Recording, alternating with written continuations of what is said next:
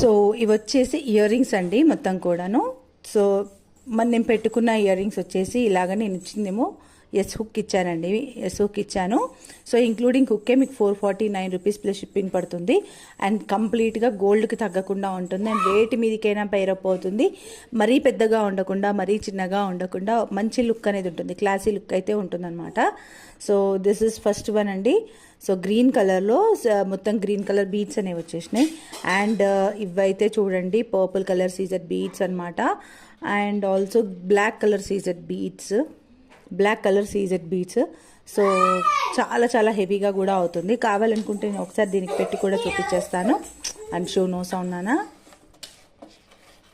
దీనికి పెట్టి కూడా చూపించేస్తాను చూడండి.